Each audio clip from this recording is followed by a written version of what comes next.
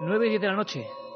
Bienvenidos amigos a esta edición especial de Milenio 3. Estaba aquí al lado con Carmen Porter, que me estaba llenando la mesa de... no iba a decir de legajos, pero no llega tanto, de documentos, porque sí, la familia de Milenio se concentra en un día tan especial, tan movido como el de hoy, pero no para hablar del monotema que hemos tenido, por lógica, el asunto informativo de primera magnitud de la boda real. Vamos a hablar también de monarquías, cómo no, pero quizá con una óptica, como habéis escuchado ahora a nuestro compañero Carlos Barroso, bien distinta. Una página de la historia que pocas veces se lee. Entre bambalinas, la tramoya de lo oficial, quizás.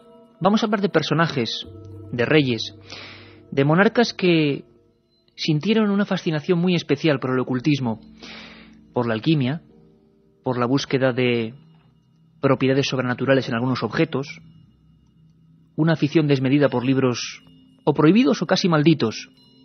Incluso monarcas, hoy lo vais a aprender, vamos a aprender todos juntos, que fueron exorcizados, ¿sí? Reyes de España que eran sometidos a brutales exorcismos. Seguro que os acordáis de una figura con la que hoy remataremos este programa especial, Carlos II, el hechizado. Y estamos todos, Carlos Barroso, por supuesto, Katia Rocha, Carmen Porter, buenas madrugadas. Buenas madrugadas, ¿no, Iker? Bueno, claro. Estamos acostumbrados a decir siempre buenas madrugadas, si es que pero a estas horas ya son buenas tardes, buenas noches. Pues claro, bueno, ahora sí. Estamos en una franja extraña, y más en un día como hoy, ¿no? La verdad es que sí, todavía sigue estando medio de día, o sea que buenas tardes para todos los oyentes de Milenio 3. Las 9:11 exactamente, ahora mismo van a ser las 9:12. Y como decía antes, 18,7 grados en la Gran Vía. La falta de costumbre, ya sabéis, ayer mismo estábamos hablando de extraños sucesos en las carreteras y de un tema más histórico, pero no por ello menos interesante y menos enigmático, ¿verdad, Carmen? Al contrario. Además, cada vez que te metes en la historia y sobre todo de estos monarcas que vamos a ver durante el progreso del programa, veremos las curiosidades que hay en torno a ellos, en torno a las monarquías, a lo que hacían, a los legajos que consultaban. Hablabas tú antes de papeles que tenía por encima de la mesa. Pues sí, ellos consultaban legajos, los traducían y sobre todo me ha sorprendido la afición que tenían a la alquimia, al esoterismo y a todo lo que es el ocultismo en general. La alquimia que era una arte que ellos practicaban, o al menos si no practicaban, pagaban a algunos viejos maestros alquimistas para que incluso se concentraran en lugares como el Escorial. Yo, como digo, vamos a aprender, yo el primero, muchas cosas. Un viaje hacia el otro lado del mundo de las monarquías, la conexión. Por cierto que además tenemos hoy una invitada de excepción. Van a pasar muchos por este programa. Muchos historiadores, investigadores, expertos en contar y describir la historia. Pero sobre todo me gustaría centrarme en una persona que acaba de escribir un libro que de verdad os recomendamos, El archivo del misterio, de Editorial Edad, la autora Marra y Bueno, Magos y Reyes, el ocultismo, menudo subtítulo, el ocultismo y lo sobrenatural en las monarquías. Y desde luego que este programa no tiene ningún tipo de anhelo de ser herético, ni mucho menos. Vamos a contar cosas rotundas, con datos, con cifras, con elementos, con nombres y con apellidos. Cosas que son parte de esta historia, de este país tan peculiar y de estos monarcas no menos peculiares. Marri Bueno es doctora en farmacia, ha hecho muchas obras. Vamos a recordar esta noche algunas de ellas, esta tarde-noche algunas de ellas, pero hoy vamos a centrarnos especialmente en Magos y Reyes, porque además, Carmen, en esas líneas que ya están abiertas, sorteamos 3 ejemplares de este Magos y Reyes de edad. Eso es, Iker, líneas abiertas ya en el 7640, palabra clave, milenio, espacio y lo que vosotros queráis. También seguimos atendiendo a los mensajes que nos hablan de la alerta OVNI del 25 de junio, que estamos recogiendo todos sus números, dónde van a estar, qué grupos se van a formar. Informaremos también nosotros, por nuestra parte, pues de los grupos que se van a concentrar en las distintas provincias y cuál de nuestros colaboradores estará con ellos por si quieren unirse pues a esa noche mágica. Bueno, porque además hoy estamos de 9 a 11, por lo tanto la última media hora de hoy entraremos de nuevo en esa fase de la alerta. El 25J es la gran fecha, más de 1.500 grupos de personas que van a estar observando el cielo en los 5 continentes. Vamos a mandar hasta un mensaje al espacio. Va a haber muchísima gente como una gran pantalla humana de detección y el fenómeno OVNI va a ser lo de menos. Lo importante va a ser la mágica noche de comunicación. La radio es capaz de hacernos mirar en un mismo sentido. 25J y S7640, tanto para el libro de Marra y Bueno, Magos y Reyes, como para que nos digáis dónde vais a estar esa noche que tenéis que estar unidos con nosotros, con la magia de la radio, con Milenio 3.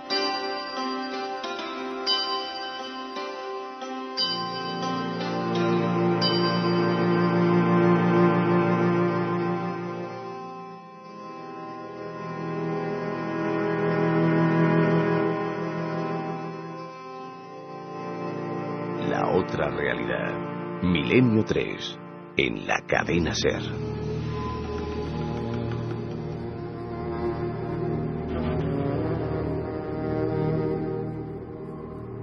A Marry Bueno, yo en este mismo libro la identificaba con un personaje casi de aventuras, porque nos lo imaginamos siempre, no lo imaginamos, es que es verdad, entre esos legajos que decía Carmen, sacando, indagando, escrutando con la lupa de la historia algunos hechos que no son muy bien conocidos y que son apasionantes. Marry Bueno, bienvenida a este programa Milenio 3, a esta casa, en el Estudio 1. Muchas gracias, Iker. Oye, Mar, yo no sé si es, no creo que sea herético hablar de magos y reyes, porque lo cierto es que lo sobrenatural siempre ha estado muy presente. ¿Desde cuándo? ¿Podríamos hacer un cálculo más o menos desde cuáles son los primeros monarcas que sienten un interés desmedido quizá por estas malas artes, consideradas malas artes?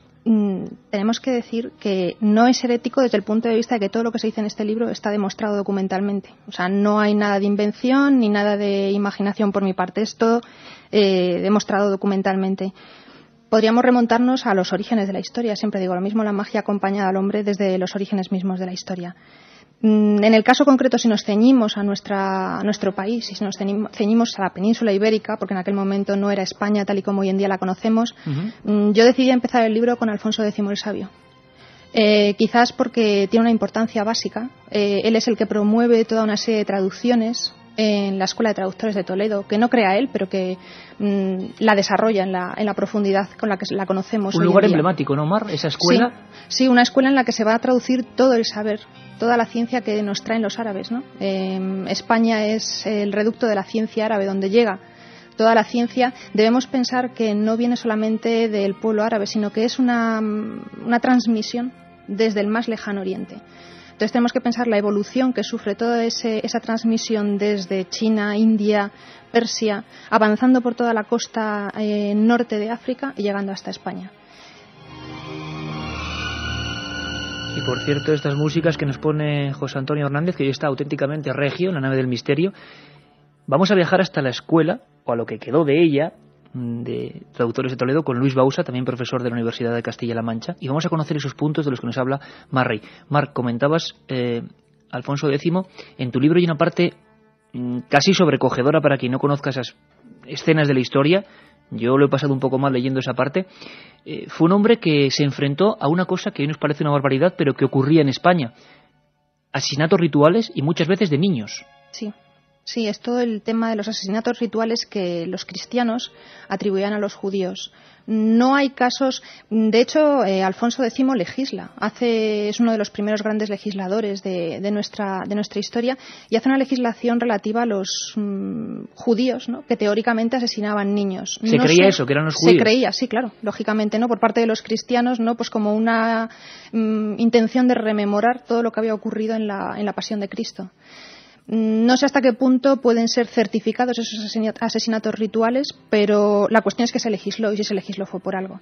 Y de hecho fue uno de esos asesinatos, ¿no?, acaecidos a finales del siglo XV, los que provocan, según los expertos en Inquisición, el nacimiento del Santo Tribunal de la Inquisición española, que tanta importancia va a tener a lo largo de los siglos siguientes. Importancia clave, y por cierto, Marc, que desde ya te invitamos a un programa solo sobre la Santa Inquisición, que es un tema que piden muchísimo los oyentes. Por cierto, aquí como somos los primeros nosotros que aprendemos constantemente, Alfonso X el Sabio, ¿quién era, Carmen?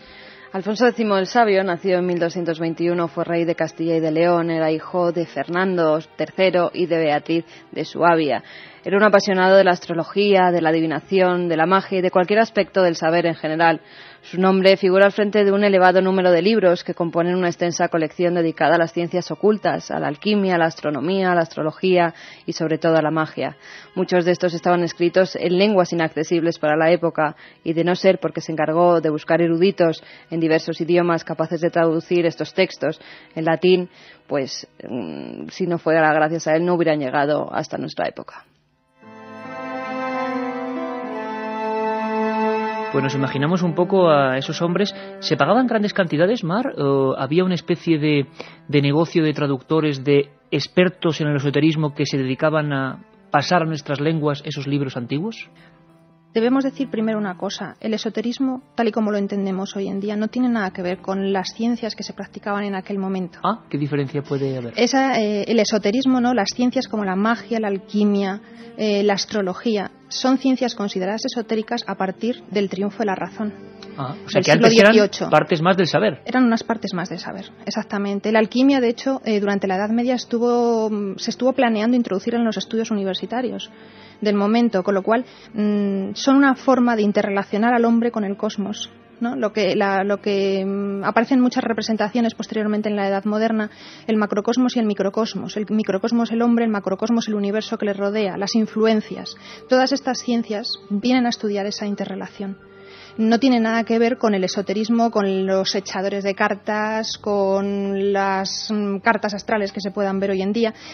Todas esas prácticas actuales se heredan de las de entonces, pero entonces eran consideradas ciencias. Qué curioso, ¿eh? Yo creo que hoy es programa de lápiz y papel, ¿eh? Ayer era un programa de miedo, Carmen, hoy es programa de lápiz y papel, porque creo que vamos a saber muchísimas cosas. Esoterismo, siempre con ese tono un poco peyorativo, ¿no? Y sin embargo, hace unos cuantos siglos, en las más altas cunas del saber, eran eso, ciencia. Pues si te parece, Mar, Carmen y de todo el equipo, vamos a viajar a la historia. Ella hablaba de un asesinato ritual muy concreto que ocurría en Toledo, al parecer ocurría en Toledo. Se le llamó Santo Niño de la Guardia. Y nuestro compañero Rafael Romigorance, esa voz antigua de este programa, quería hablar de lo que se publicaba en algunos edictos en torno a estos terribles hechos. Había auténtico miedo social. Se hablaba de bandas. Recordad que hace poco hablábamos en nuestro horario del viernes a la 1:30 de sociedades secretas españolas, pues casi, pero en la antigüedad, de bandas que raptaban niños y algunas recreaban la pasión en vivo con esos niños. Hubo auténtico miedo.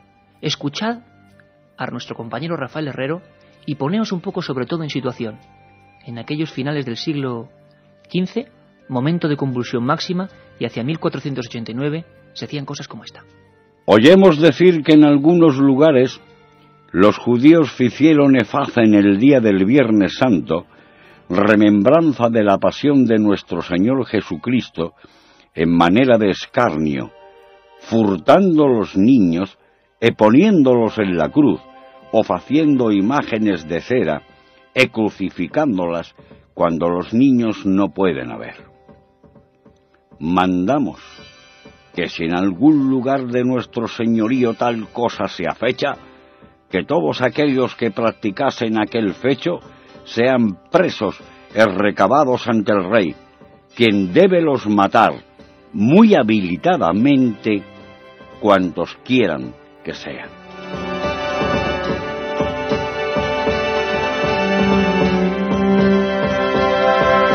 Pues ya nos están llegando muchas preguntas a 7640, palabra clave, milenio, y lo que queráis. Ya sabéis, podéis preguntar sobre el tema que tratamos hoy, el misterio en las monarquías, y también decirnos dónde vais a estar ese día 25 de junio. Desde Ponferrada, José Antonio nos dice: ¿cuál fue el último rey que se dedicó a la alquimia? Bueno, eso hay que esperar un poquito, ¿no? Es que se adelantan, ¿no? Los oyentes se adelantan. Claro. También Lucas nos pregunta que qué ha pasado con todas esas reliquias que fue recopilando Felipe II en el Escorial. Uno de los hechos más famosos, ¿no? Las reliquias que guardaba Felipe II. Pues hay que ir esperando, porque vamos a ir viajando en la historia.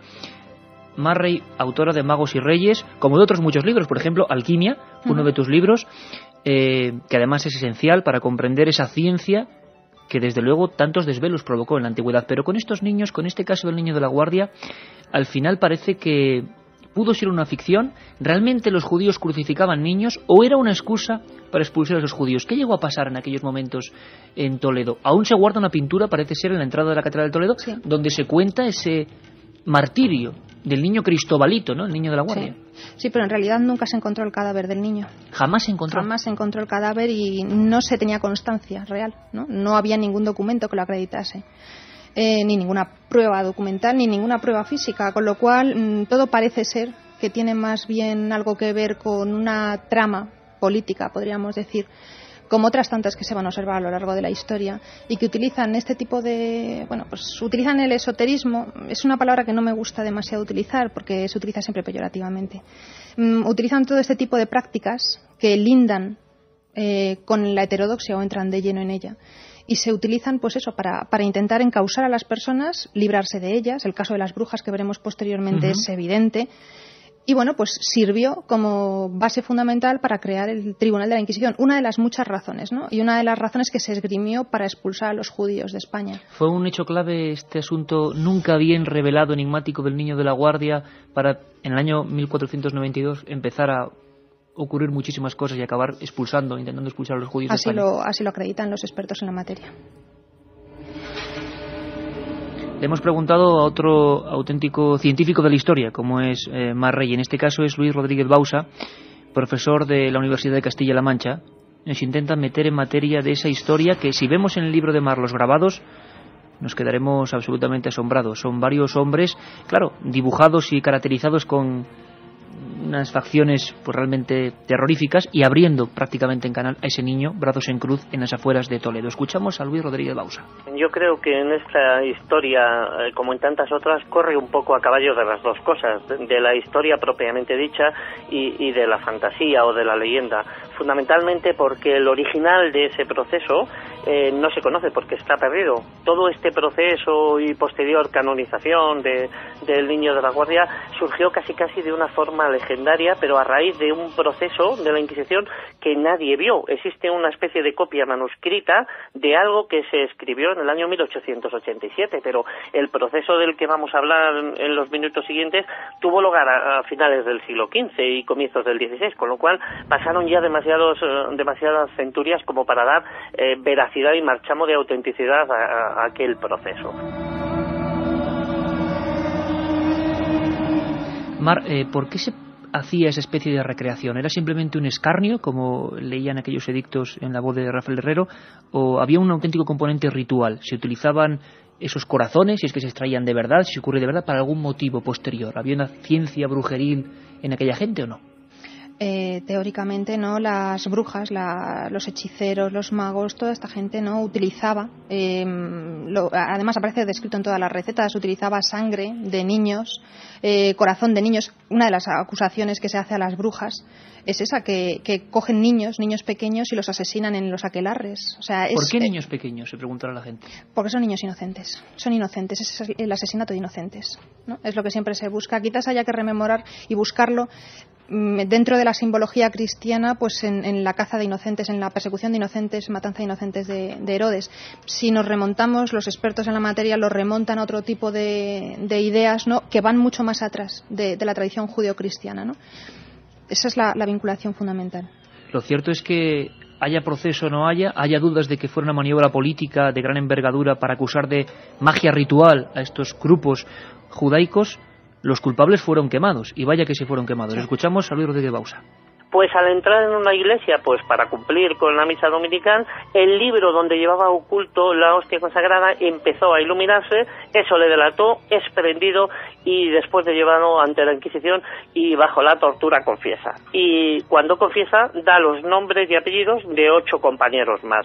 Así que el proceso finalmente acabó, salían en la plaza del Mercado Grande de Ávila, eran quemados, algunos vivos y otros después de aplicarles garrote vil, un total de 9 judíos acusados de judaizar y de este infanticidio. Hablamos de una época muy concreta. Para aquel momento, Mar, ¿qué libros básicos o importantes o que pudieran guiar a la gente en las malas artes, vamos a llamarlas así entre comillas, para entendernos, había publicados o traducidos? ¿O cuáles eran del interés de algunos monarcas ya en aquella época? Hablamos de final del siglo XV. En magia, concretamente. En magia lo que se empiezan a traducir son los libros de invocaciones, lo que empiezan a publicarse. No es una publicación muy directa, más bien viene a ser notas, cuadernillos manuscritos que circulan de mano en mano. O libros, ¿no? Es una caracterización muy típica. Libros impresos en octava. En octava es pues la mitad de una cuartilla para que pudieran ser guardados en bolsillo. No hemos inventado los libros de bolsillo. Los libros de bolsillo ya vienen de mucho atrás. Pues porque eran libros muy peligrosos, que si te pillaban con ese libro ibas a la hoguera de cabeza. ¿Había diferentes penas para esos libros de magia y ocultismo? Las penas son siempre las mismas. Son libros prohibidos, van a aparecer en los primeros índices inquisitoriales que empiezan a aparecer a mitad del siglo XVI en España, un poco antes en Europa. Nosotros no hemos creado la censura de libros, aunque también la leyenda negra nos la achaque. Esto ya viene de otros lugares, ¿no? Las penas son siempre las mismas. Libros prohibidos inquisitorialmente. Posteriormente, si te pillan con un libro de esos, las penas pueden ser dependiendo del libro, del uso que hicieses de ese libro y de las acusaciones que obtuviesen de ti. En este sentido, hay una frase que me encanta y que se me ha ocurrido, la he recordado según estabas hablando de este tema. Me encanta, pero no porque me guste en sí mismo, sino porque es muy explícita. La tortura creó la brujería. Hay una cosa en tu libro, vamos avanzando en la historia, hablas incluso de tratados de ahogamiento en la época de Juan III, ¿puede ser? Sí. Es un... Tratados de ahogamiento. Quizá ahora mismo nadie sepa de lo que estamos hablando, muy pocos. Ahogar, según describen los diccionarios de la época, quiere decir con la visión, la influencia que tenían las mujeres, malas mujeres siempre. En estas historias las mujeres nos llevamos siempre la peor parte, porque siempre son mujeres las que hacen malas artes y malas prácticas, ¿no? Claro, las mujeres son el símbolo del demonio, eso está claro en toda la historia, y sobre todo en la historia cristiana. Estas mujeres, a través de sus ojos, podían inficcionar, se decía, o sea, meter... Inficcionar. Sí, en malas sustancias, ¿no? Provocar enfermedades. Ese es el origen de muchas de los que se sigue manteniendo hoy en día, ¿no? Los niños a los que se les cuelga amuletos del cuello, ¿no? Porque normalmente es siempre hacia niños, por ese poder que tenían sobre esos niños inocentes, ¿no? Que no podían defenderse. Entonces, los tratados de ahogamiento son muy característicos del momento y es una creencia que no tiene nada de herética, porque es una creencia común entre filósofos y médicos del momento. Y Mar, por ejemplo, hay en el monarca Juan III, que ¿quién era, por cierto, Carmen? Juan III fue rey de Castilla desde 1406, que nació, hasta 1454. Era hijo de Enrique III y de Catalina de Lancaster. Al morir su padre, su tío Fernando de Antequera actuó como regente hasta 1419, que es él cuando empieza a reinar. Este hombre, del que quizá tengamos mucha menos información a nivel, desde luego, de reliquias y magia, como lo iremos con Carlos V o Felipe II, este hombre, ¿qué tuvo que ver con esa persecución en torno a los ahojadores o a ese tipo de brujerías? Él directamente no, los eruditos que le rodeaban en la corte. Siempre el rey estaba rodeado, Mar, para que nos hagamos una idea, de una serie de sabios, de consejeros en estos temas. Sí, claro, siempre. Es un rey absoluto, debemos pensar en un rey absoluto que tiene poder sobre vidas, personas y territorios, pero siempre está rodeado de una corte, ¿no? No es una corte como la que hoy en día entendamos. En España, desde la restauración de la monarquía, no hay corte, ¿no? Pero en aquel momento sí, a lo largo de toda la historia, y ha influido muy poderosamente, ¿no? Las personas que rodeaban al monarca. Dentro de esa corte y dentro de los personajes que escriben textos de ahogamiento, nos encontramos con obispos. Hemos de pensar que es una época en la que los ilustrados, las personas que tienen conocimientos, las personas doctas, son siempre personas vinculadas con la Iglesia. No, el alcance de la ciencia no iba más allá, no había muchas personas que pudiesen dedicarse a la ciencia como hoy en día, ¿no? Era un arte reservado a eruditos, normalmente, a personas de alto standing social y sobre todo a monjes. En este caso empiezan a escribirse una serie de tratados y fuera de este vínculo, de esta relación con monjes, encontramos a un personaje fascinante que todo el mundo conoce, estoy convencida, aunque solamente sea por el nombre, que es Enrique de Villena. El falso marqués de Villena, nunca fue marqués, ¿no? Es un bastardo real, con una formación extraordinaria, con una biblioteca fastuosa. Vamos a dejarlo ahí un momentito, Mar, sí. Vamos a dejar un poquito la incógnita. El mago Villena, o Enrique Villena, un personaje al que dedicas gran parte o una parte importante también del libro, figura clave para entender este mundo de la monarquía y el ocultismo, y en el que nos vamos a sumar. Fenómenos extraños, misterios sin resolver. Milenio 3, en la SER.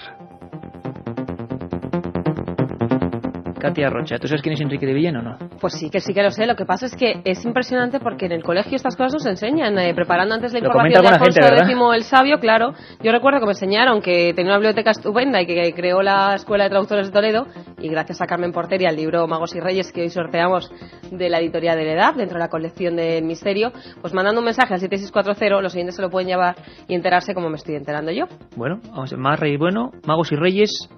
Hay que cambiar los programas de los colegios, yo creo. Bueno, a ver, no. Bueno, vamos a lo importante. Hay un oyente más que te pregunta que por qué no le has llamado a los Reyes Magos en lugar de Magos y Reyes. Bueno, quizá demasiado evidente, ¿no? Bueno, otro oyente nos dice que le gustó mucho además tu libro de alquimia, que era muy bibliográfico, pero que le gustaría practicarlo y que le gustaría que escribieras una segunda parte. Un momento, Katia, aunque sea muy brevemente, Mar. Alquimia, que es para otro programa desde luego, pero ¿aún hay gente que practica hoy eso de la alquimia? Sí. ¿Todavía hoy? Sí. Bueno, pues lo contaremos desde luego. Sí. un oyente que nos dice que se llama Emma y que cree que todos los seres humanos tienen las mismas inquietudes y miedos, sean monarcas, intelectuales o de otra condición. Buena elección el tema de hoy. Eugenio de Valdemoro nos dice que hay constancia cierta de que Alfonso VI de León y Castilla junto con el Cid abrieron el Arca de Santa de Oviedo. Pues en ese tema... A mí me pilla también, nos ha pillado. Sí, pues bueno, si nos puede mandar pero más que es lo bueno de los oyentes, que siempre dan argumentos para seguir indagando y abrir nuevas pistas. Andoni de Valencia nos pregunta que si fueron los Borgia tan oscuros como se cree. Hombre, hoy vamos a hablar sobre todo del tema español, ¿no? Pero desde luego, Mar, habría mucho que hablar de este mismo asunto trasplantado a otros países europeos, ¿no? Sí, por supuesto. Yo he intentado recoger algunos en el libro, pero no todos, lógicamente. Es imposible, habría que hacer una biblioteca. Sí, habría que hacer más libros. Marcos nos pregunta que por favor contar ya cuál fue el último rey que se dedicó a la alquimia. Tengo una cena y no sé si voy a poder quedarme hasta el final del programa. Mar, vamos a ver si... Hay que quedarse hasta el final de Milenio siempre, pero cuéntanos, Mar, ¿el último rey que quizá tuvo pasión por la alquimia, cuál sería? Pasión. El último rey que sabemos que le aplicaron remedios alquímicos, que yo tenga constancia, fue Carlos II. El hechizado. El hechizado. Al que dedicaremos, por supuesto, unos cuantos minutos importantes. Además, de una figura que siempre da una cosa. Para que sepáis, vamos incluso a recordar, ¿te acuerdas, Carmen, lo que nos contaba aquí Paul Nashi? Sí, que me acuerdo una historia además alucinante. Que tiene que ver con Carlos II, ¿no? Y que pasó muy cerquita de aquí. En el castillo de San Martín de Valdeiglesias, con un hombre obsesionado, no por la alquimia, sino por la figura de Carlos II. Mar, tú dedicaste un libro solo a este personaje. Sí, mi primer libro. Que era El hechizado, ¿no? El hechizado, sí. Bueno, pues preparaos porque va a haber muchas cosas. 7640, Katia. Los 3 libros, Magos y Reyes, escritos por Mar Rey y editados por la colección de Edad.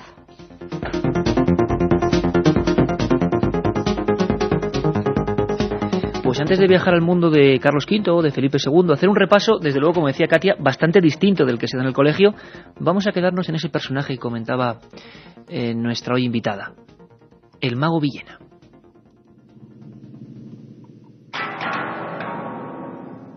¿Por qué lo consideras clave? ¿Por qué es una persona emblemática en todo esto? Pues fundamentalmente porque hizo una compilación de textos fastuosa que lamentablemente muchos de ellos se perdieron. Porque, tras su fallecimiento el rey ordenó que fueran quemados públicamente en una plaza de Madrid. Hasta tal punto la biblioteca era fascinante en temas de magia, de alquimia, de astrología, que el obispo encargado, Fray Lope de Barrientos, encargado por el propio monarca de quemarlos, se quedó con algunos. No lo pudo remediar. ¿Se sabe con cuáles o no? Parece que puede haber pistas, sobre todo libros de astrología, porque posteriormente Fray Lope de Barrientos publica un tratado de la adivinanza, se llama, que es un texto de adivinación a través de la astrología. Dicen los expertos que probablemente solamente pudo obtener ese tipo de información a través de los libros que se quedó, de los manuscritos, porque en esa época eran fundamentalmente manuscritos que se quedó de la biblioteca de Enrique de Villena.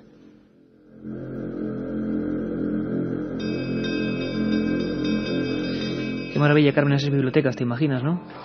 Pues sí, me las Vamos a imaginar. visitar luego la del Escorial. Además, visitando la del Escorial ya la gente se puede hacer una idea. Con los libros al revés. Exactamente, con los libros al revés, para que no se viera pues que los tomos, muchos de ellos eran dedicados a lo que Mar está contando, a la alquimia, a la magia y a cualquier tipo de ocultismo, aunque esté mal llamarlo así. Oye, ¿había bestsellers, digamos, en la época o libros que tenían en estos temas...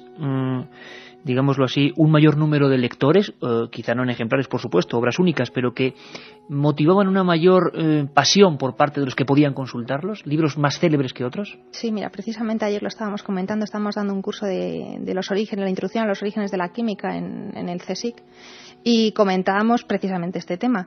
Los grandes bestsellers del momento son los llamados libros de secretos. Libros de secretos, qué bonito. Libros de secretos donde se recopilan secretos de la naturaleza, ¿no? Desde recetas alquímicas hasta todo tipo de prácticas pues para obtener piedras preciosas, para obtener oro, prácticas vinculadas normalmente con la alquimia, pero también otro tipo muy amplio de prácticas, ¿no? Y de cuál es el mejor momento para cortarse el pelo.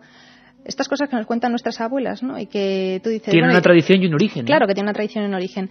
Se ha calculado que aproximadamente los libros de secretos, el más famoso, por ejemplo, el libro de secretos de Alejandro Piamontes, Alesso Piamontes, un italiano, tuvo del orden de 96 ediciones. 96 ediciones. 96 ediciones. No ya lo pilláramos ahora, Mar? Ya te digo, ojalá.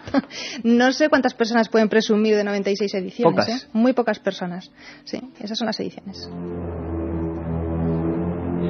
Pues seguimos charlando y en este programa os lo digo, de lápiz y papel. Ya sabéis que Milenio 3 un día es miedo, otro día es asombro y otro día es aprendizaje. Marri, bueno, por cierto, lo hemos dicho antes, pero doctora en farmacia por la Universidad Complutense.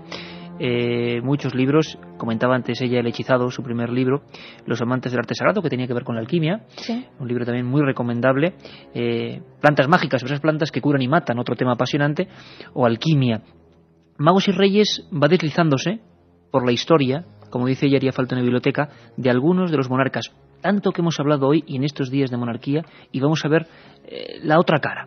Hay algunos que serían, como decía antes Carmen, un monarca estrella por el que todo el mundo pregunta o siente fascinación o siente más cercanía por el hecho de estar el Escorial muy cerca, es Felipe II, ¿no? Las preguntas sobre Felipe II son constantes. Sí, son constantes sobre todo porque yo creo que dentro de estos temas es el rey más conocido, sobre todo por sus reliquias, por esa compilación de reliquias que hizo, que decían que llegaba a 7.000, y todo lo que puso en el Escorial referente a estas, incluso cuando murió, que hizo que toda su habitación, incluso las cortinas, en ellas se pusieran todas las reliquias que tenía, y los pináculos. Que a veces eran cosas humanas, a veces eran trozos de eran cuerpos. Huesos, eran claro. Huesos o trozos de cuerpo, hostias que se mantenían incorruptas, hostias sangrantes. Tenía todo tipo de reliquias que había ido pues recopilando, además con una cierta obsesión a lo largo de toda su historia. Y gastando fortunas, me imagino. Y gastando, pues, como bien dices, auténticas fortunas en encontrar las más extrañas. Incluso tiene una que es muy difícil de ver.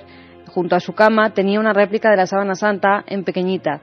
Si la gente se fija, porque no se deja entrar a lo que era el dormitorio de Felipe II, pero junto a su cama sí que hay una reliquia como de unos 60 centímetros, muy pequeñita, que imita perfectamente a la sábana santa. Vamos a preguntarle a un maestro que quiere unirse hoy a nuestra nave del misterio, que viaja hacia la historia en el tiempo esta vez, que es Juan García Atienza. Él hizo un libro también, El lado oculto de Felipe II. La eterna pregunta, que luego vamos a intentar desarrollar. ¿Es cierto, es mito, es real esa relación de Felipe II, esa obsesión concreta con lo extraño? Yo creo que más que afición era una querencia que tenía Felipe II, como tenía en el fondo cualquier ciudadano de la España de su época, y muchas veces retenida precisamente por la enorme influencia que tenía la Inquisición sobre toda la ciudadanía, sobre todos los españoles de aquella época. De todos modos, sí que se sabe que Felipe II tenía una querencia hacia el ocultismo, pero una querencia puramente cristiana. Juan García Atienza, otro de los que nos ha enseñado el otro lado de la historia, creo que casi con un centenar de libros ya publicados. Mar, podríamos hablar, por supuesto, y haremos otro programa, sobre Carlos V, por ejemplo, pero Felipe II, porque es una cosa que pregunta la gente constantemente, mucha leyenda, mucho mito, mucha realidad. ¿Qué es eso de ser un amante del oculto, pero a la vez profundamente cristiano? ¿Podía conjugarse o es una especie de herejía también, de alguna manera, que solo era permitida al monarca? No, son dos personalidades que conviven en una misma persona. De la misma manera, siempre lo digo, que por ejemplo en la persona de Newton, de Isaac Newton, conviven el científico, ¿no?, con el alquimista. Él era alquimista y él practicaba la alquimia, y se piensa que muchos de sus principios matemáticos publicados, la ley de la gravitación universal, viene de las prácticas alquímicas. Es plenamente posible, ¿no?, compaginar ambas prácticas y ambas actividades. Vuelvo a repetir, no tenemos que pensar que todo este tipo de prácticas son herejías. Sí son así consideradas por la Iglesia. ¿Por la Iglesia sí? Por la Iglesia sí, claro, lógicamente. Pero debemos pensar, ¿y por qué son consideradas así por la Iglesia? Pues por una razón evidente, porque entraban en su terreno, en su propio terreno de influencia, ¿no? ¿Quién le va a decir a Felipe II lo que tenía que hacer y lo que no tenía que hacer? ¿Quién?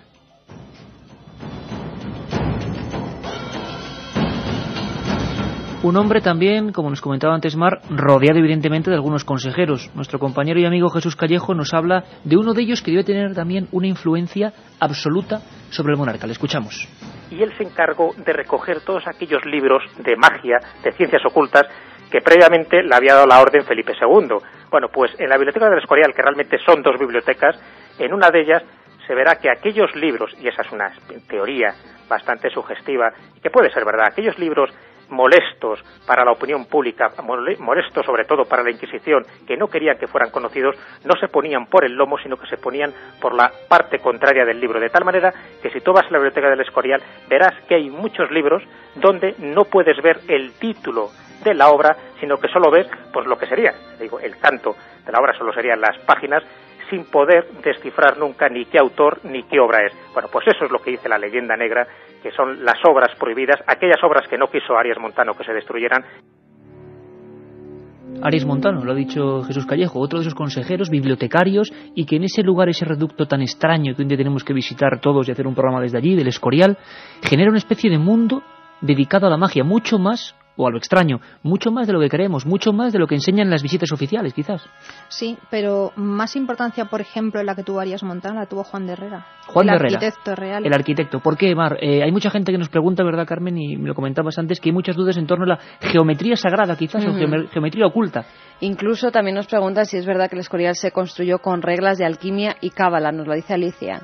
Sí, claro, lógicamente se buscó el sitio apropiado. No está construido el monasterio en el Escorial al azar. Nada se construye al azar, parece Nada ser, ¿no? se construye al azar, y el Escorial mucho menos. ¿Y qué tuvo que ver ahí, o lo que los expertos y los estudiosos como tú, Mar, habéis intentado indagar? ¿Por qué se elige ese sitio? Porque según tengo entendido, y igual estoy metiendo, como es bastante habitual en mí, la pata profundamente, se hablaba de, si no recuerdo mal, la boca del infierno, o había algunos nombres concretos para un lugar, y lo erige justamente allí, con unas medidas muy concretas, con una austeridad que asombró al mundo. ¿Por qué? Se dice que es un lugar de poder. Se dice tradicionalmente que el Escorial es un lugar de poder con una serie de cultos megalíticos que se remontan, pues eso, a la prehistoria. La construcción se hizo siguiendo las trazas del mítico Templo de Salomón. Hay una página web en internet apasionante, con teclear simplemente Templo de Salomón sale un estudio de un arquitecto que hizo su tesis doctoral sobre ese tema, ¿no? Con todo tipo de imágenes, de representaciones.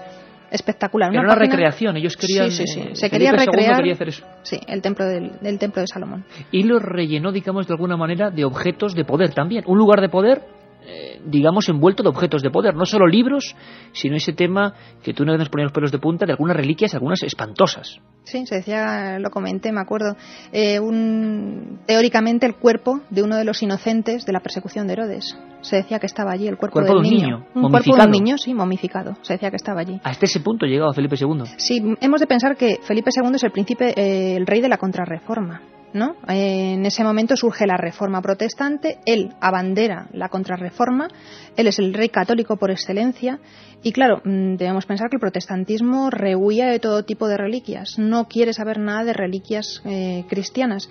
Conclusión, Felipe II, con una red de corresponsales y de personas que le debían mucho, monarcas de distintos países europeos que le debían mucho, porque era el monarca absoluto y el monarca donde no se ponía el sol, en cuyos dominios no se ponía el sol, le enviaban todo este tipo de reliquias porque sabían que él le apasionaban. Él construye el Escorial por muchas razones y entre otras hace de él un museo de reliquias, ¿no? Quiere recopilar todas esas reliquias allí. Se recopilan más de 9.000. Más de 9.000. Sí, se conservan casi todas en el momento actual.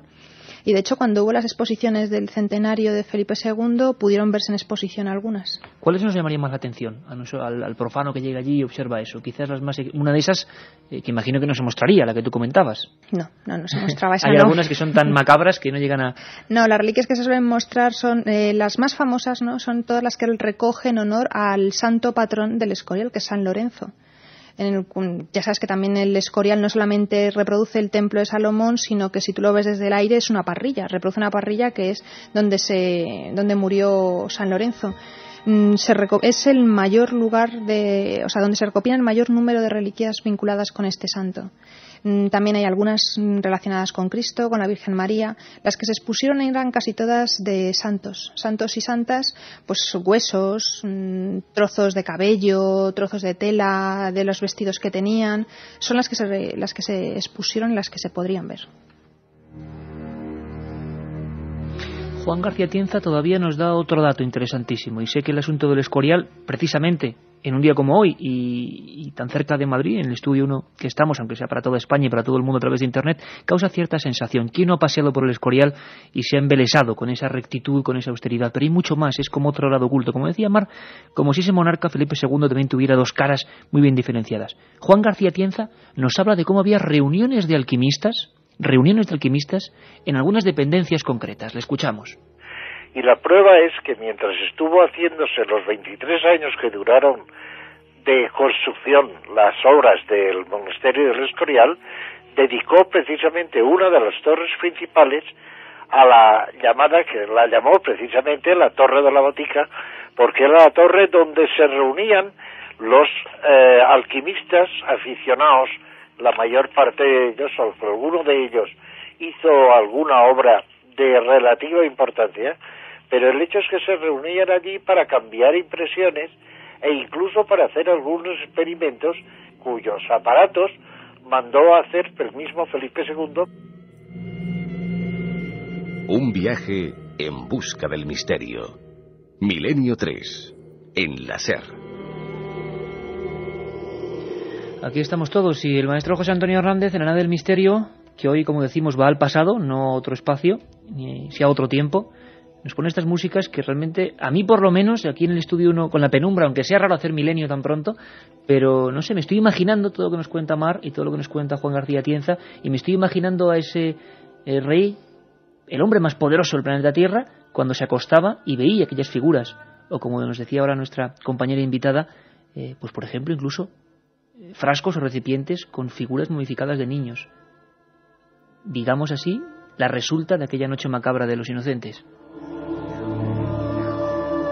Hay muchas historias en esos 35.000 metros cuadrados, ¿no? Hay muchas historias y algunas aluden a la aparición de un extraño perro. Casi a comienzos de las obras del monasterio, muchas personas son testigos de cómo un siniestro perro negro que arrastraba una gran cadena paseaba por los alrededores. Los monjes franciscanos aseguraron haber observado cómo el animal daba increíbles saltos a la luz de la luna y sus aullidos, que describieron como si no fueran de este mundo, se oían durante toda la noche. Se llegó a decir que se trataba de Cancerbero, el mitológico monstruo que protegía las puertas del infierno.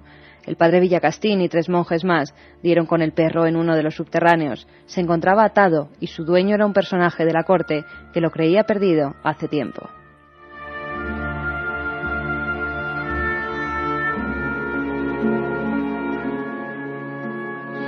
El Cancerbero.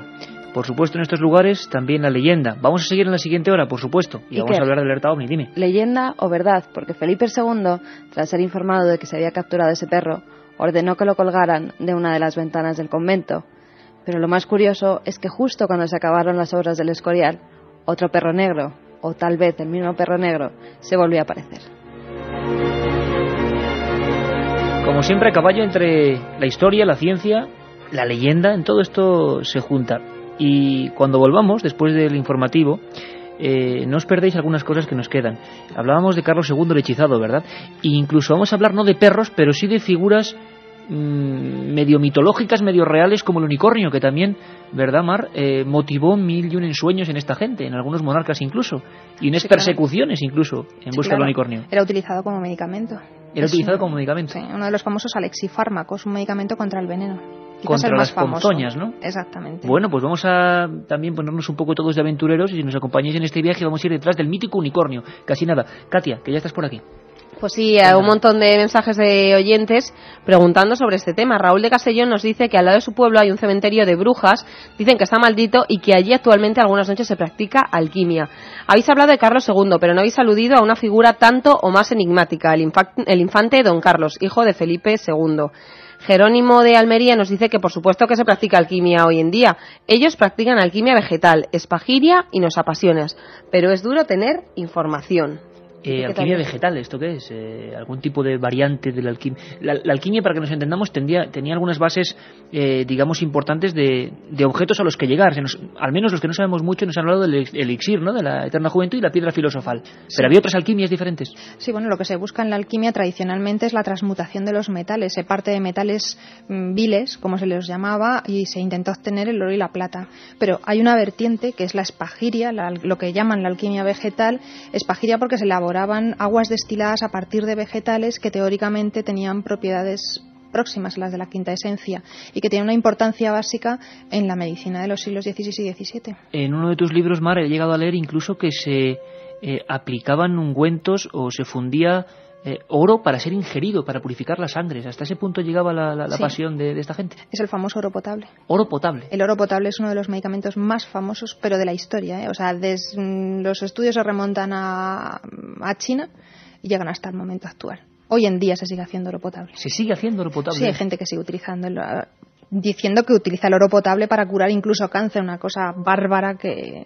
Medicina cara, por supuesto. Sí, pero claro, medicina falsa, absolutamente falsa.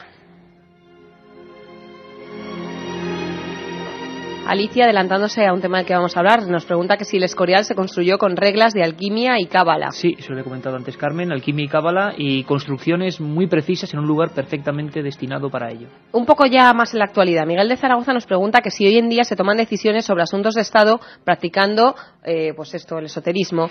Y también nos preguntan que si el rey Juan Carlos I le interesa la ufología y ya más allá, nos preguntan por los novios, los recién casados. ¿Esta nueva pareja tiene algún misterio que les rodee? Bueno, imagino que es muy pronto, ¿no? Que casi todo esto, Mar, es histórico. No sé si habéis leído, perdona, que decían que el día 22 de mayo no se eligió al azar.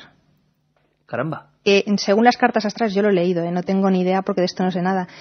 Según las cartas astrales de los novios, era el 22 de mayo el día propicio, exacto para casarse. Bueno, al menos climatológicamente han errado. A la reina sí que sabemos que le gustan los temas, sí, porque de hecho alguna vez nos han pedido cintas de Milenio 3 para enviárselas a la zarzuela, sí, con lo cual nosotros orgullosísimos. Eso es y hay un oyente que a mí me sorprendió este mensaje. ¿Cuál era el rey que se curó? Esto parece el trivial. Pues se curó cuando le metieron una momia en la cama. ¿Cuántos reyes poseídos han existido en la historia? Lo de la momia, lo del poseído para luego. Para luego, sí, porque esa es la respuesta. ¿Lo de la momia en la cama? Sí, es de luego, sí. Vamos a descubrir personajes absolutamente inquietantes. 7640, palabra milenio. Sorteamos hoy 3 libros de esta novedad: Magos y Reyes, el ocultismo y lo sobrenatural en las monarquías, editado por Edad, de Marri. Bueno, estamos, Carmen, también tomando nota, ¿no? Porque desde luego lo que se tercia es un programa sobre alquimia. Oro potable, alquimia vegetal, una serie de recetarios de los que, digamos, lo oficial no cuenta absolutamente nada. Sí, además hay oyentes que han conseguido libros, como un chico que dicen que tiene 15 años y tiene un libro titulado Plantas que curan, plantas que matan, que estaba abandonado en una casa y que aparecen curas para todo tipo de enfermedades por medio de las plantas. Eran libros que, bueno, aquí siempre animamos a leer. Hay que intentar también en las librerías de viejo acudir a algunos de estos, entre comillas, por supuesto, incunables. No os perdáis el siguiente trozo durante una hora. La última la dedicaremos a hablar de la alerta OVNI, pero durante unos minutos, que creo que sean provechosos, vamos a hablar de esa figura inquietante. No solo de figuras humanas como Carlos II el hechizado, sino también, por ejemplo, de figuras animales, la búsqueda del unicornio, las monarquías y lo sobrenatural, lo que nunca se cuenta, la otra página de la historia. Milenio 3, os dejamos con los compañeros de los servicios informativos y volvemos en un instante.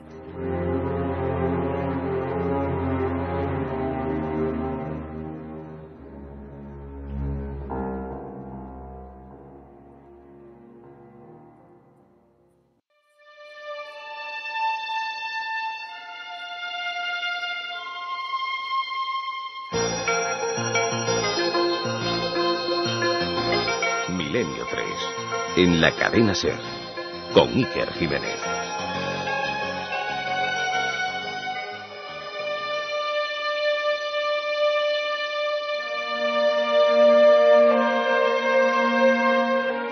Aquí seguimos, 22:07 horas, 18,4 grados en un día histórico, e intentando contar la otra cara de la historia. Y estamos aquí rodeados de buenos amigos en el estudio de la cadena SER, Milenio 3, pues todo el equipo al completo. Hemos hablado de un montón de cosas, hemos viajado desde Alfonso X a las persecuciones de brujas de Juan III, hemos hablado de la obsesión por las reliquias de Felipe II, y nos quedan varias cosas por contar, aunque habrá que hacer varios programas, aunque sé que es mi eterna cantinela, pero hablábamos, tú hablabas, Carmen, de un misterioso perro, la leyenda de un perro que se aparecía en el Escorial, lugar clave, y dejábamos pendiente una historia que tiene que ver con la fauna, pero que también tiene que ver con la magia, el unicornio, y tú hablabas, Mar, totalmente seria, de que era un animal perseguido, un animal de fábula o de realidad, y se intentaban buscar sustancias de su cuerno en concreto, para paliar males. Sí, se utilizaba su cuerno en terapéutica. La pregunta es, ¿el cuerno de quién? Porque el unicornio es un animal mitológico. Exacto. Esta es una leyenda que viene desde la Edad Media. Nosotros debemos pensar que tenemos una cultura muy visual. Todo lo hemos visto y todos sabemos lo que significa porque tenemos la televisión. Pero hay que pensar, hay que ponerse en la Edad Media, donde no hay libros, los grabados son muy escasos, los dibujos muchísimo más. Entonces son leyendas que cuentan, historias que se cuentan de un animal que existe en la India.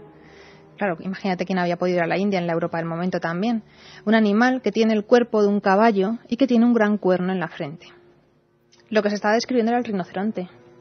Pero claro, si tú lo intentas asemejar, dibujar un rinoceronte por una descripción como la que yo te estoy haciendo, pues dibujas un unicornio, es lo más parecido. Ese es el unicornio terrestre llamado, ¿no? El cuerno de rinoceronte, que de hecho hoy en día se sigue utilizando en la India como afrodisíaco. Está perseguida la caza y captura de rinocerontes porque se matan en cantidades impresionantes porque se sigue utilizando como afrodisíaco.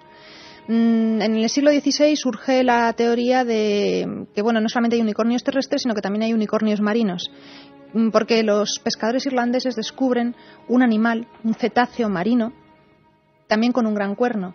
¿Qué cetáceo es? El narval. El narval, cuyo cuerno, si ahora lo estamos viendo todos, porque este programa hay que pedir un poco de esfuerzo para que la gente vea el tiempo que escucha, pero esa especie de pequeño vallenato, algo así, con una especie de cuerno de unicornio en todo el morro, ¿no? Que dicen que es un diente. Sí, que dicen que es un diente, así helicoidal, muy largo.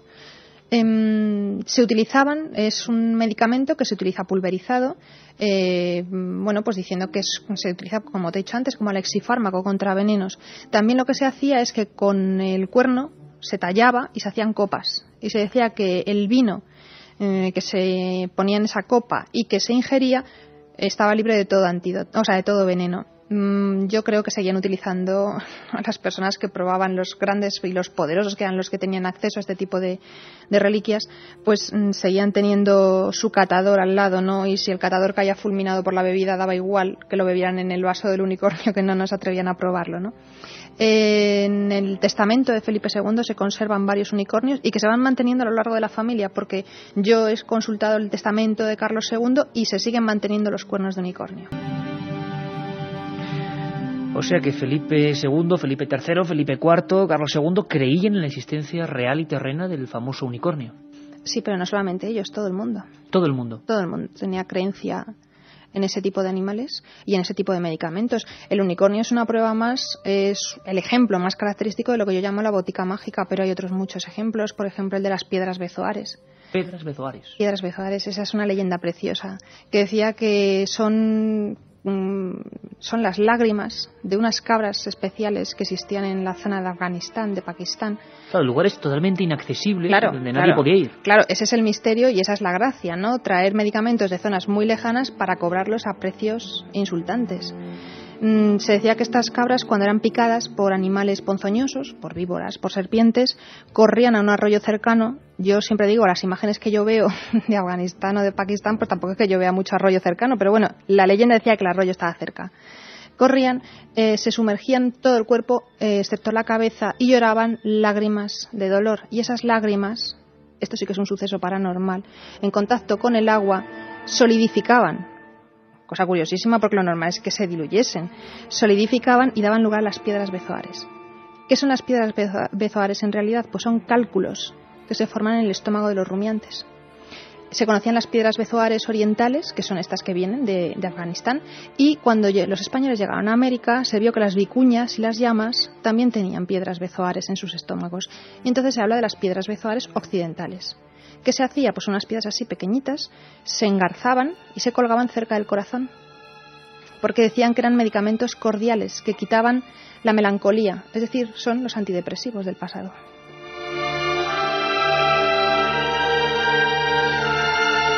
Como buena doctora, Mar nos acaba de dar una pequeña lección del Prozac de hace unos cuantos siglos, ¿no?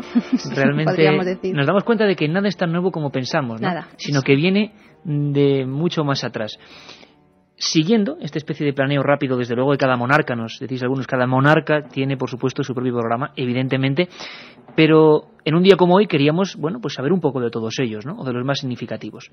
Felipe III fue otro monarca que combatió especialmente a un enemigo, ellos lo consideraban enemigo, que se hacía ya bastante evidente.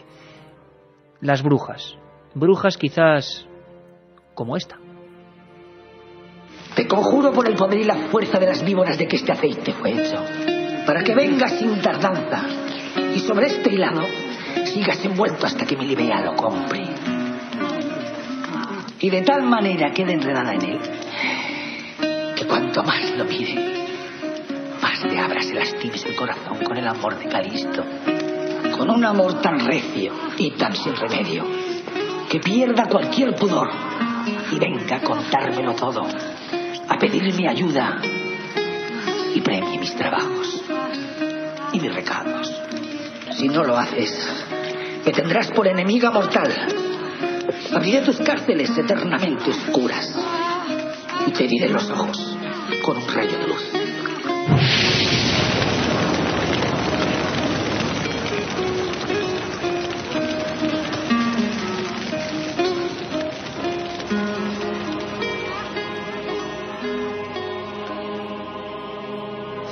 Brujerías, hechizos de amor, concentraciones, aquelarres, ¿llegaron a ser un problema para algunos monarcas como Felipe III? Y para Felipe III, para el que menos, fueron un problema. La famosa caza de brujas que se desarrolla en Europa entre 1450 y 1750, que lleva a la hoguera a... Bueno, las cifras son muy difíciles de calcular. Se estima que a lo mejor entre 80 y 90.000 mujeres, casi todas mujeres, sí, quemadas en las hogueras.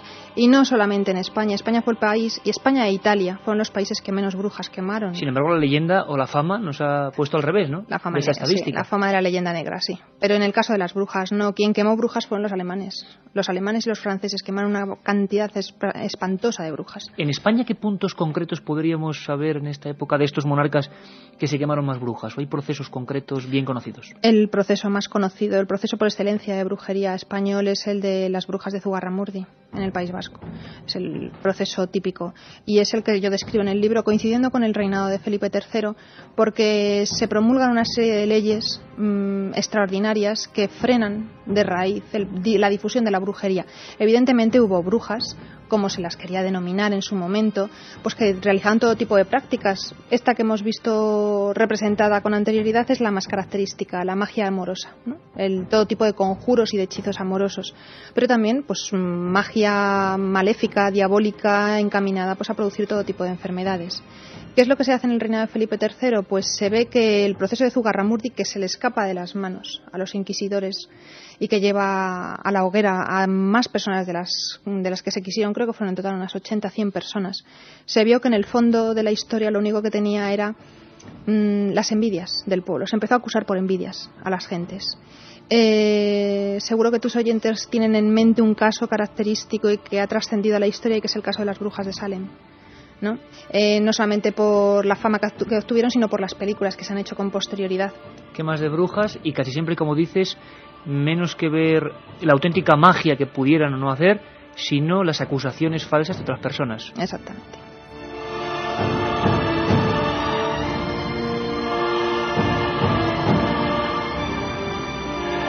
De aquella época son también los llamados martillos de brujas, o tratados contra ellas por escrito, digámoslo así. Son anteriores. ¿Anteriores? Son, sí, el famoso martillo de brujas, el Malleus Maleficarum, escrito por dos inquisidores alemanes, aparece en 1486. A partir de entonces se empiezan a publicar, este martillo de brujas en los primeros 50 años del siglo XVI, no sé si son también 70, 80 ediciones las que adquiere. Son tratados misóginos, terribles, lees unas cosas bárbaras. Y a partir de ahí se empiezan a publicar, los inquisidores empiezan a publicar manuales en los que se dice cómo perseguir a las brujas, cuáles son sus características y cómo llevarlas a la hoguera.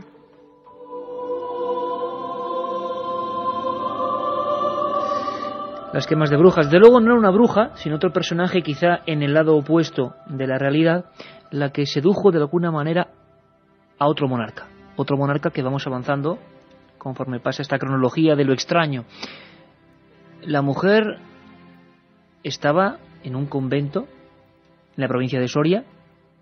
En alguna ocasión ha sobrevolado, nunca mejor dicho, este milenio 3. Hemos dejado gotas sobre esta historia. Haremos un programa solo sobre la historia de Sor María Jesús de Ágreda. Pero fue una persona absolutamente, dicen, clave en la mentalidad y quizá en la sobrenaturalidad de el pensamiento de Felipe IV. Hablamos de una monja muy especial.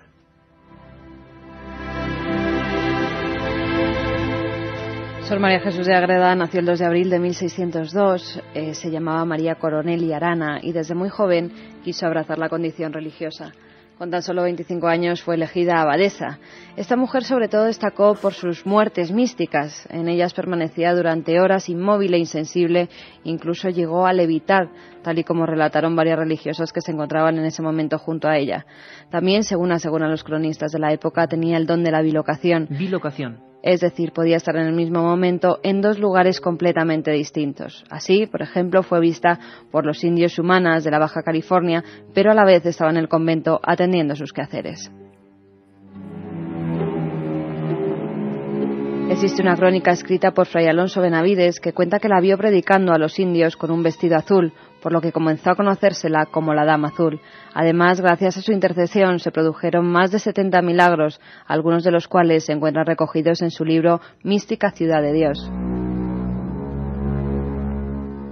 Todos estos fenómenos extraordinarios motivaron las sospechas del Santo Oficio, que inició un proceso de investigación del que salió absuelta. Fue entonces cuando su fama traspasó fronteras y el rey Felipe IV fue a conocerla hasta su convento de Ágreda. Desde entonces mantuvo con él una estrecha relación, ya que el rey le consultaba todos y cada uno de los problemas, tanto religiosos como políticos, que se produjeron durante su reinado. Fue su consejera hasta que la monja falleció el 24 de mayo de 1665. Desde entonces, su cuerpo se conserva incorrupto. Sor María Jesús de Ágreda, persona fundamental dentro de lo mágico, lo extraño, en otro rey. Sí, yo solamente te voy a decir un dato. Es tan apasionante que llevo 5 años trabajando en su biografía y soy incapaz de terminarla. Por la documentación y porque no quiero librarme de ella. Entonces digo, no voy a acabar nunca. ¿Te ha atrapado el personaje? Sí, me ha atrapado. Es fascinante, fascinante, auténticamente fascinante. Una mujer de una personalidad extraordinaria, muy lista, mucho más lista de lo que la gente se piensa. Muy avanzada para su época. Muy avanzada para su época. Se está trabajando ahora en intentar beatificarla. No sé si se conseguirá, no se consiguió en su momento y no sé si se conseguirá. Una mujer, hay una historiadora americana, que ahora mismo no recuerdo exactamente su nombre, que dice que la diferencia entre las brujas y las santas solamente es una. Las brujas son de baja clase social, las monjas son de alta cuna.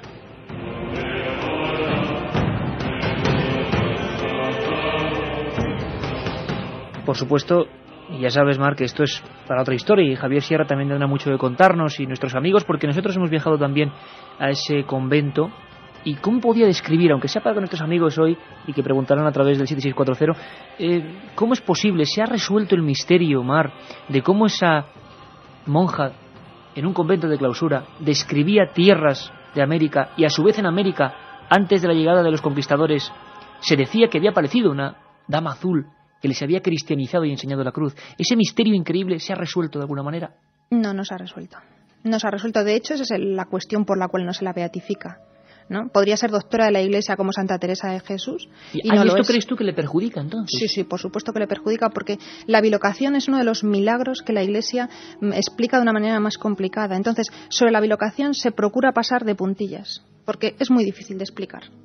Esa es la razón por la cual en el momento actual se intenta no ocultar, porque no se oculta, pero sí dar menos importancia a todo lo que significa la evangelización de Nuevo México y resaltar otras características de Sor María.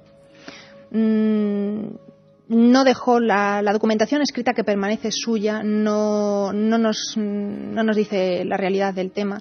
Las declaraciones que se hicieron y que hizo ella, las hizo siendo muy joven, tenía tan solo 23, 24 años. Posteriormente, ya cuando es una mujer madura, con 40 años, las segundas interrogaciones que se le hacen, se cuida muy mucho de decir lo que dijo en aquel momento. Lo dice todo muy, pues eso, para no pillarse los dedos, porque sabía que la Inquisición estaba detrás de ella. A partir de ese momento intenta olvidarlo, intenta ocultar ese periodo de su vida, ¿no?, en el que teóricamente se bilocó y evangelizó a los indios de Nuevo México, y se centra más en un papel fundamental para la historia de España, que es el ser consejera privada de Felipe IV. ¿Y por qué Felipe IV tenía esta, digamos, obsesión con ella, en el sentido de, bueno, era una monja de clausura? ¿Cómo confesarle auténticos secretos de Estado? ¿Cómo dejarse guiar por esa persona? ¿Por qué? ¿Por la fama de esos sucesos paranormales, de esos hechos extraños? Esa fue la razón por la cual él fue a visitarla. Hemos de pensar que también un monarca, Felipe IV, que ahora también nos puede parecer que no tiene mayor trascendencia, pero que en su momento fue llamado el Grande. No Felipe IV, sino Felipe el Grande, eso es indicativo de su importancia en el contexto europeo. Se desplazó en persona a visitarla, a su convento de clausura. Quedó tan fascinado, debía ser una mujer tan fascinante, que solamente por la conversación que tuvo con ella, ¿no?, y a través de la reja de la clausura, decidió cartearse. Y son unas cartas estupendas que se conservan. Felipe IV le dijo que doblase el papel por la mitad, que él escribía en un lado de la página y en la otra mitad ella tenía que responderle, para que no hubiera interferencias, no hubiera falsificaciones, supiera realmente que era ella siempre la que le estaba contestando. Es un momento en el que Felipe IV pierde a su primera mujer, a Isabel de Borbón, pierde a su primogénito, al príncipe Baltasar Carlos. Queda completamente destrozado, pierde al conde duque de Olivares, ¿no?, que cae en desgracia, que le tenía completamente dominado. Y entonces necesita apoyarse en alguien. Y esta es la mujer más a propósito para ello, ¿no? Le comenta todas sus penas, todas sus desgracias, todo lo que se le pasaba por la cabeza. No creo que Sor María influyera tanto en la política como en la persona del monarca, ¿no?, en su interior, en intentar sobrevivir a las desgracias que le habían acaecido. Un auténtico expediente X de la Iglesia, sin duda, Carmen. ¿Tú recuerdas? Si no recuerdo mal, ella en algunos de los textos describía cómo era el mundo, cómo era nuestro planeta, cómo era la Tierra, porque en esas bilocaciones, al sobrevolar, como viajes astrales auténticos. Efectivamente. Claro, y el misterio... hay algunos procesos de beatificación en las que también han tenido que ver bilocaciones, como es el proceso de santificación, luego posteriormente del Padre Pío, en el que no se han ocultado esas bilocaciones, incluso se demostraron con documentos que el Padre Pío en un momento dado estaba en dos puntos muy diferentes, dando misa en su convento de Pietrelcina y a la vez en un despacho de un militar muy importante de la época. ¿A ti no te dio la sensación, Carmen, estando allí en Ágreda, que se hablaba de todo, pero justamente de estos fenómenos, de estos éxtasis místicos, de estas visiones, y de cómo en América al mismo tiempo los conquistadores se encuentran con indios evangelizados ya por una dama azul? Eso como que se quería ocultar, ¿no te das sensación? Se quería ocultar, y además cuando fue el cuarto centenario, sí, que estuvimos allí,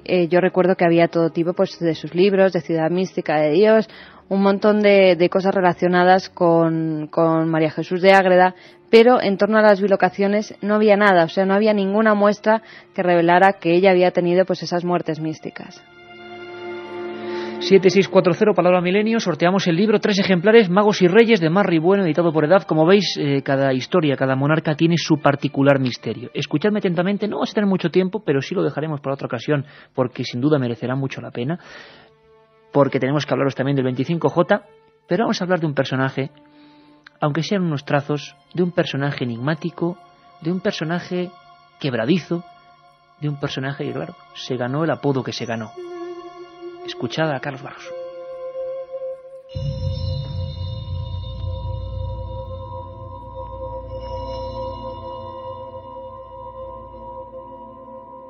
Carlos II pasó a la posteridad con el sobrenombre del hechizado. De apariencia física quebrada y mirada huidiza, el monarca vivió obsesionado por su aspecto, convencido de que había sido víctima de una terrible maldición. Durante aquellos años, y ante la incapacidad para conseguir un sucesor, los rumores fueron apoderándose de la corte, y tras ellos llegaron legiones de curanderos, exorcistas y magos, personajes de la más variada estofa que realizaron 1001 conjuros a aquel hombre atormentado, que representó una de las páginas más extrañas de la historia de nuestra monarquía. La otra realidad. Milenio 3. En la cadena SER.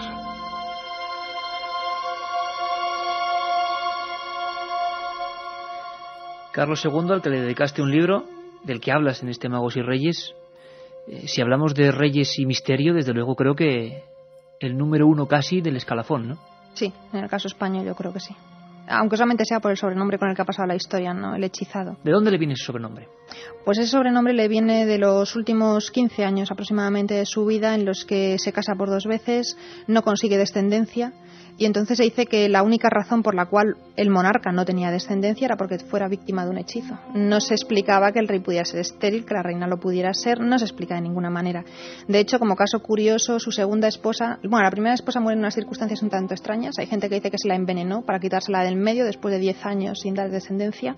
Porque se culpaba a la reina, claro. Sí, claro, por supuesto, el rey nunca tenía la culpa. En este caso la culpa la tenía siempre la mujer.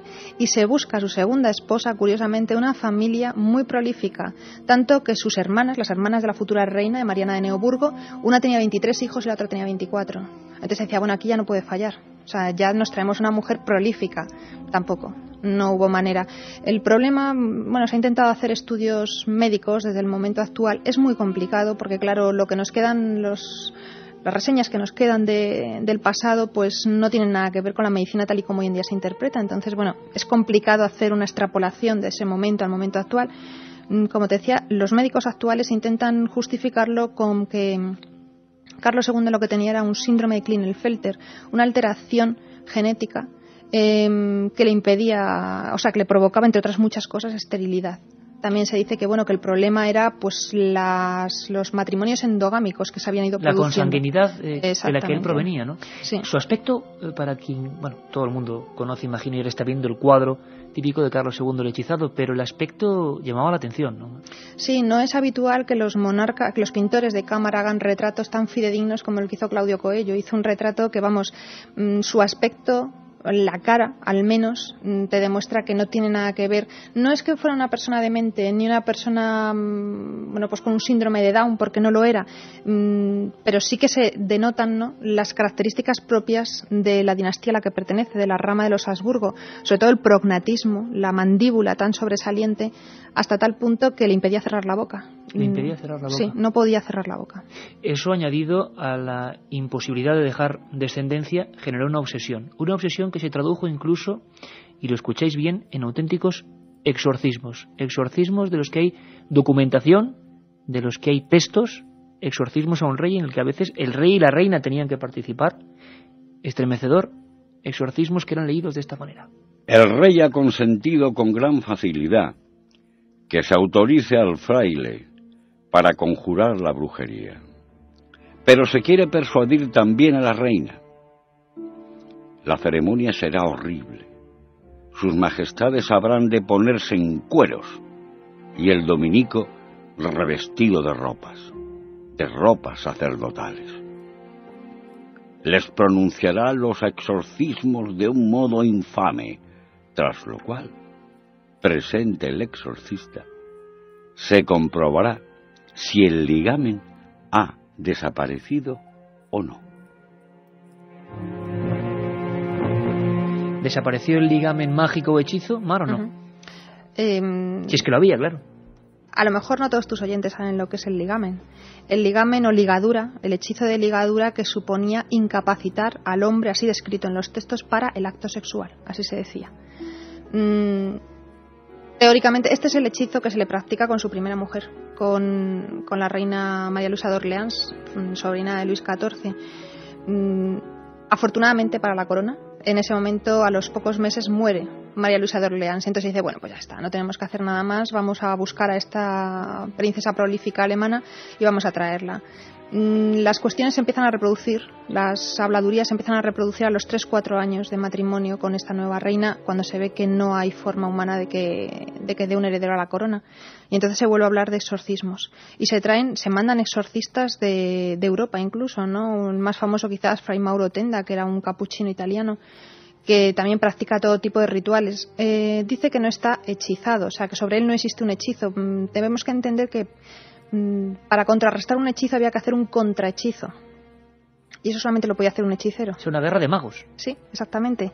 Entonces, este capuchino italiano dice que lo que en realidad le ocurría al rey es que estaba endemoniado.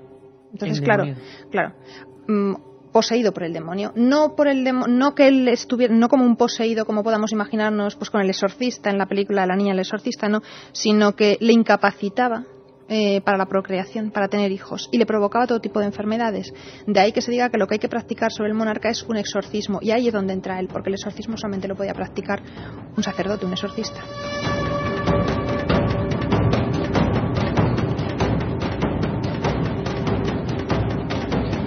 Las escenas que tuvieron que vivirse son terribles. La vida de Carlos II, que es todo un poema, acabó atormentado, imagino, por estas causas, porque nunca pudo tener descendencia. Nunca.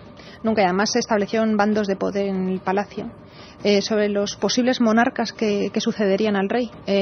Como todas las cortes europeas estaban entrelazadas por lazos de sangre, ¿no? Todos eran parientes en mayor o menor grado, pues se establecen dos bandos muy importantes, el austríaco y el francés. Y en la propia corte española también se establecen esos dos bandos. Entonces es como una lucha de poder entre ambos, ¿no?, para ver quién consigue salirse con la suya y hacer triunfar a su candidato. Hasta tal punto que, bueno, se le practican todo tipo de exorcismos. Se trae un alquimista, y un alquimista está elaborando un medicamento secreto. Lo conocía el rey y lo sabía el rey. en la calle Leganitos, muy cerca de donde estamos ahora mismo, aquí al lado. Se le establece un laboratorio alquímico secreto y allí está durante 2 años aproximadamente. 2 años. Y Carlos II, del que hablaremos sin duda alguna, llegó a dormir con momias. Sí, durmió con la momia de San Diego de Alcalá. San Diego de Alcalá, que bueno, era un fraile que había vivido en Alcalá de Henares, con mucha fama de santo, de hacer todo tipo de curaciones, pero que era un simple franciscano, que su fama de santidad, ¿no?, y de hacedor de milagros fue utilizada por Felipe II con su hijo, con el príncipe Don Carlos, del que hemos hablado. En el príncipe Don Carlos, que ha comentado también uno de tus oyentes, no tiene tanto que ver la vertiente que él tuviera como ocultista o como mago o como aficionado a todos estos temas, ¿no?, sino la leyenda negra que se le ha achacado. No tiene nada que ver. Pues bien, curó al príncipe Don Carlos y entonces Felipe II, que tenía muchísimo poder, como ya hemos hablado, consiguió que se le canonizara. En cuestión de 2-3 años se le canonizó. Y desde entonces se convirtió en el santo familiar de los Austrias. Y en una de las enfermedades, uno de los momentos claves de la vida de Carlos II, cuando piensan que se muere, en el año 96, él se muere en el 1700, es en ese momento cuando se trae la momia de San Diego de Alcalá y se le pone en su cama y duerme con ella. Increíbles historias, la cara oculta de las monarquías, la cara que no se suele contar y que, como vemos, a veces puede tener las auténticas claves. Vamos a despedirnos de nuestra invitada Marri Bueno, autora, repetimos, de Magos y Reyes, el ocultismo y lo sobrenatural en las monarquías, que desde luego recomendamos a todo el mundo, con una noticia que tuvo que ver con hasta qué punto gente puede obsesionarse no con la magia, sino con un monarca. Carlos II siempre ha tenido una pátina, el hechizado. E incluso influyó en algunos extraños y macabros sucesos ocurridos en Madrid, de gente que estaba obsesionada con su propia figura. Nos lo recordaba hace ya 2 años, parece mentira, Carmen, hace 2 años que empezábamos esta andadura, hoy programa 202, nos recordaba un mago del cine español, del mago no de la alquimia, sino del celuloide, que lo pasó muy mal rodando algunas películas en el castillo de San Martín de Valdeiglesias, porque allí había un hombre, un tal Ganza, que tenía el gusto de pasear con felinos y que su máxima obsesión era Carlos II. Todo su hogar estaba reflejando la efigie de ese hechizado. Vamos a recordar lo que nos decía hace 2 años Paul Naschy. Pero sí que ocurrió algo realmente extraño cuando ese castillo pasó a manos de un personaje muy, muy curioso que en principio no dejaba rodar y que al final a nosotros, por ejemplo, nos dejó rodar y dejó rodar algunas películas más. Este personaje de repente aparecía vestido de un militar como de húsar y cosas así. Vivía con una leona. Yo tuve una escena que parece increíble, pero esto es auténtico y fue testigo toda la película, que es que me encerré en un salón con él con la leona y empezamos a hacer brindis a Don Carlos el hechizado. En fin, una cosa muy extraña. Era un personaje muy extraño, tan extraño que daba un poco de repelús, ¿no? Entonces se dijo y se decía que allí se habían hecho misas negras, que se había jugado, que se había empleado la ouija, y francamente era todo tan tétrico, todo lo que rodaba a este hombre, que era para podérselo creer, ¿no?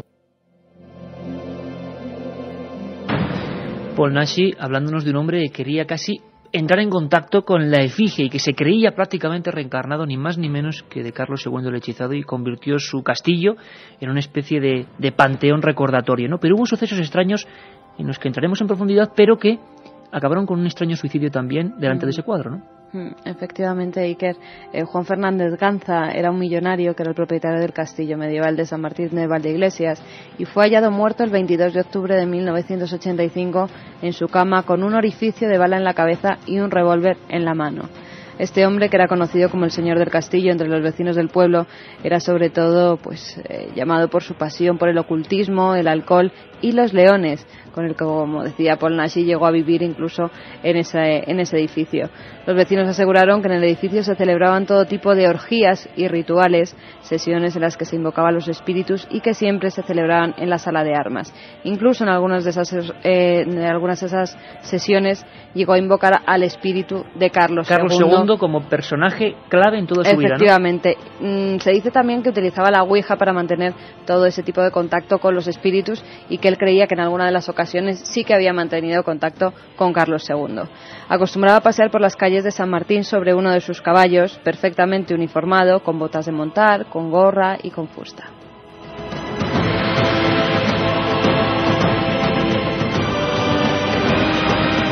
imaginamos a Ganza sobre su caballo y con la mente puesta en ese hombre hechizado que nos ha recordado más rey, Carlos II. Unos lóbregos pasillos de ese castillo y cuadros, reproducciones, dibujos, recreaciones propias con la efigie de ese hombre, como nos comentaba nuestra invitada, con la mandíbula que no podía ni cerrar la boca, esa tez blanquecina, ese aspecto casi. El cielo de Madrid esa noche.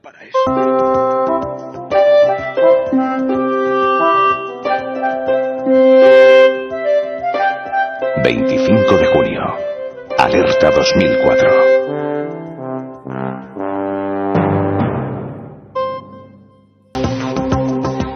Pues que ya estamos preparándolo todo, que todavía teníamos por aquí espectros de Carlos II, de Felipe IV, de la monja de Ágreda, de Alfonso X. Hemos aprendido, Carmen, ¿eh? Vaya recorrido por la historia de las monarquías, ¿eh? Hemos aprendido muchísimo. Incluso algunos nos dicen, algunos amigos que estudian historia, que había que tener una asignatura que se llamara Milenio 3. Oye, pues nada, dentro de poco, Carmen, tenemos con bata blanca y delante de la pizarra dando misterios. No, yo soy más de calzarme las botas y ir a buscarlos. 7640, palabra milenio.